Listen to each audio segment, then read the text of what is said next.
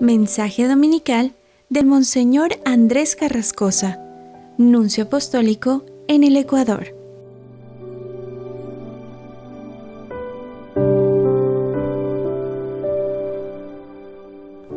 Queridos hermanos, feliz domingo. Estamos en el domingo 27 del tiempo ordinario y leemos el Evangelio de San Lucas, capítulo 17, versículos 5 al 10. Comienza diciendo que un día los apóstoles dijeron al Señor. Vamos despacito.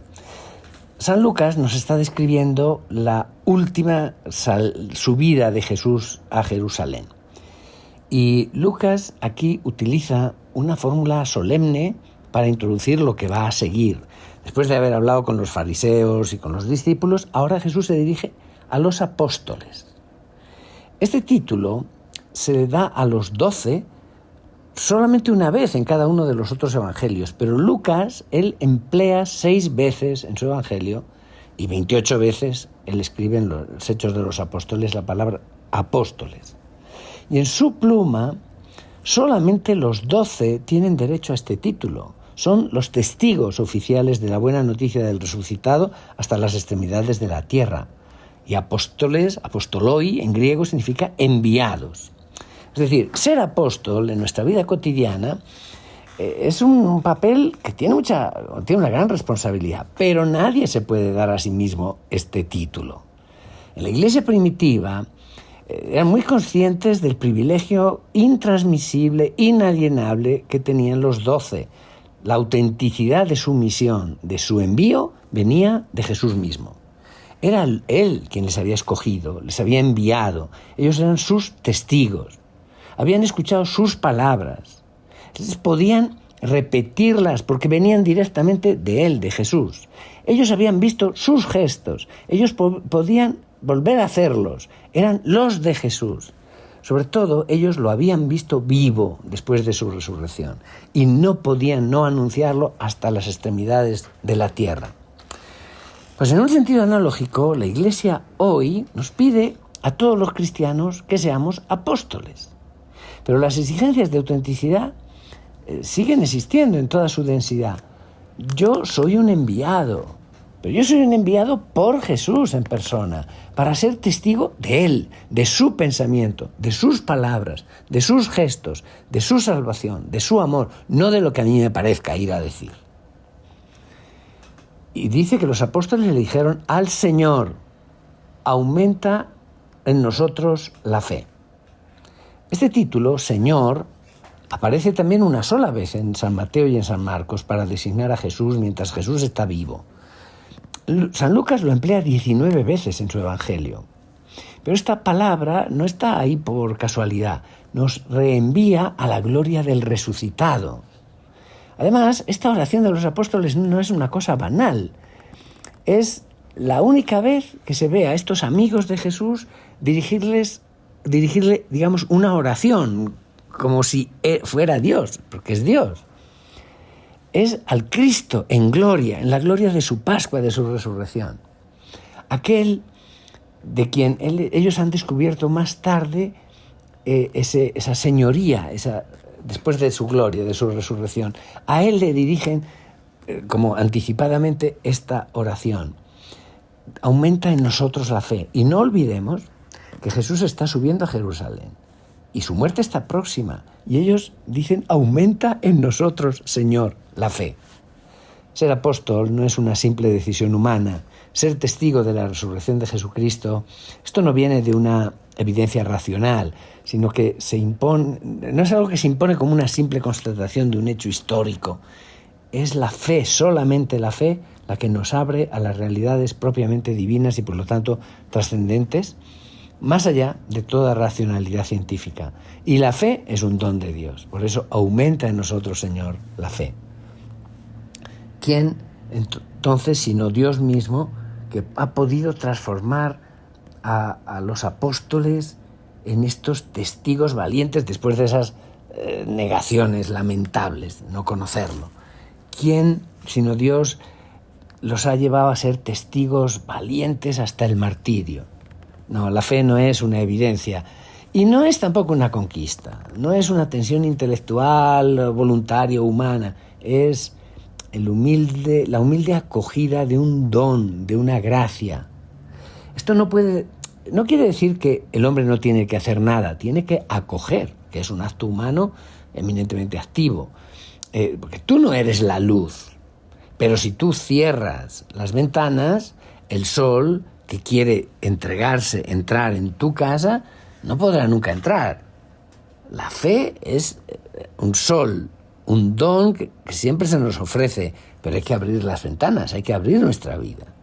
Un don de Dios que es iniciativa gratuita y trascendente, pero la fe debe ser también pedida.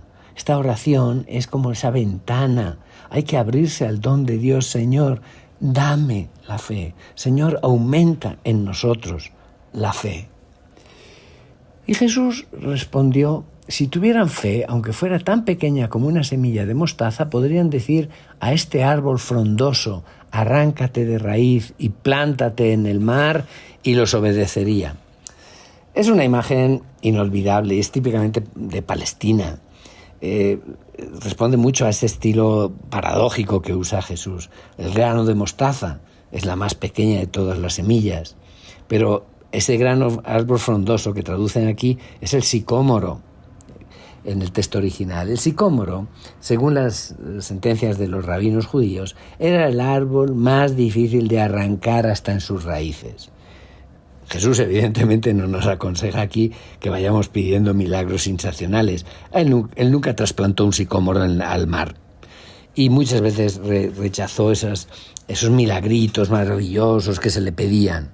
Lo que Él nos dice, y nos lo dice con fuerza con esta imagen, es que la fe nos abre a lo imposible. La fe nos abre a Dios. La más pequeña fe es más fuerte que todas las empresas humanas, porque es participación en la fuerza creadora de Dios mismo. Y efectivamente, la eficacia de la fe de los apóstoles después de la Pascua, de la resurrección, no tiene ninguna proporción con sus pobres capacidades humanas. Ellos, que eran gente sin influencia, sin poder, sin medios financieros, sin organización, no tenían ni un periódico ni una televisión, no tenían nada, pero cambiaron el curso de la historia. Por eso hoy a nosotros se nos invita, con este hecho histórico, con esta palabra de Jesús, a no ir solo buscando medios de poder, a no poner nuestra confianza en los métodos, en los medios de apostolado más sofisticados, en los mejor programados. No, para apoyarnos en la sola fe, a la cual nos abrimos con la oración, abriéndonos al Señor. Miren, la Virgen tiene un niño, un hombre nace de Dios, el cielo está entre nosotros, el pueblo ya no está solo. Haría falta solo un poquito de fe y veríamos esos árboles plantarse en el mar. Y vemos mendigos que son reyes y poderosos que son expulsados de sus tronos y tesoros que se comparten y agua que se cambia en vino y vino que se convierte en sangre y los panes que se multiplican y el pueblo de Dios que no tiene hambre. Haría falta solo un poco de fe y veríamos los árboles plantarse en el mar y los desiertos llenos de flores y las cosechas en el invierno y los graneros que desbordan. Haría falta solo un poco de fe, como un grano de mostaza, para ver que los desanimados vuelven a tener esperanza, que los pecadores se vuelven a levantar, que los caminos sin salida se abren, que las guerras se paran, que el amor renace. Sí, esos árboles en el mar, esas montañas que se desplazan, nuestras montañas de miedos, de egoísmos, de pusilanimidad, el mundo nuestro que está en crisis, la Iglesia que a veces estamos pasando también nuestras crisis. Haría falta solo un poquito de fe. Y la familia que está en crisis, y la escuela que está en crisis, y la economía que está en crisis, la muerte que triunfa, la cruz que está vacía y desnuda, pero su tumba también está vacía. Y alguien se pone de pie, que resucita. Y como dice el Salmo 95, los árboles danzan de alegría. Pues Jesús continúa diciendo en el Evangelio: ¿y quién de ustedes, si tiene un siervo que labra la tierra o pastorea los rebaños, le dice cuando éste regresa del campo: entra enseguida y ponte a comer? ¿No le dirá más bien, prepárame de comer y disponte a servirme para que yo coma y beba? Después comerás y beberás tú. A nosotros nos escandaliza esta dureza, esta situación del esclavo, que sin duda era mucho menos rigurosa en Palestina en los tiempos de Jesús que como era en el mundo grecorromano de este tiempo de San Lucas. Existía la esclavitud y era una situación dramáticamente dependiente, que nosotros casi no nos podemos ni imaginar. Y tampoco nos imaginamos lo expandido que esto estaba. El esclavo era una propiedad de su dueño y no tenía ni salario ni agradecimiento. Ciertamente no tenemos derecho a apoyarnos en esas palabras de Jesús para tratar a las personas de esta manera, pero sabemos muchos pasajes del Evangelio hablan de amor, de compartir, de respeto de los demás. Pero Jesús continúa diciendo, ¿tendrá acaso que mostrarse agradecido con el siervo porque éste cumplió con su obligación? Nosotros en nuestra cultura diríamos, sí, es bueno darle las gracias. Pero el Señor quiere decirnos una verdad mucho más importante. Y para decírnosla usa esas imágenes paradójicas, casi insostenibles según nuestras reglas humanas, porque sabe que esto nos llama la atención. Dice, así también ustedes, cuando hayan cumplido todo lo que se les mandó, es a esto a lo que el Señor quería llevarnos. No se trata de una lección sobre relaciones sociales, sino una lección sobre nuestras relaciones con Dios. Jesús es el hombre totalmente y radicalmente vuelto hacia Dios y destruye nuestras pretensiones ridículas y pone a cada uno en su lugar. Dios es todo y nosotros no somos nada delante de Él.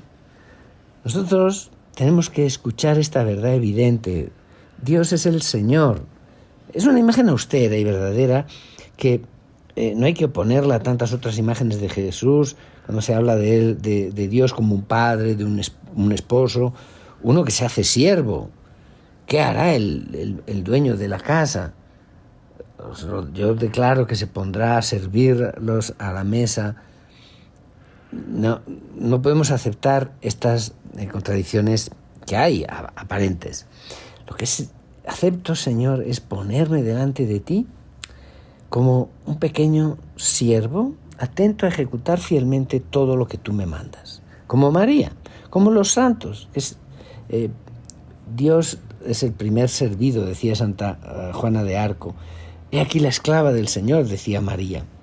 Pues bien, el Evangelio termina diciendo, cuando hayan hecho todo lo que se les mandó, digan, no somos más que siervos. Solo hemos hecho lo que teníamos que hacer. Antes de pedirnos a nosotros, Jesús ha vivido esto. Él, que era de condición divina, no reivindicó su derecho a ser igual a Dios, se hizo siervo, obediente hasta la muerte. Y los fariseos habían acabado por estar persuadidos que ellos merecían el cielo por sus buenas obras. Pero Dios es totalmente otro. Él no tiene cuentas que darnos. Él es como estar delante de un ídolo si pretendemos tener un poder mágico o no sobre Dios. No, nuestro Dios no es así. La única actitud verdadera delante de Dios es la absoluta gratuidad, el de desinterés total. Ser servidores a la manera de Jesús no es humillante. Servir es reinar. No somos más que siervos. Hacemos lo que teníamos que hacer. Queridos hermanos, que Dios les bendiga. Que tengan un feliz domingo.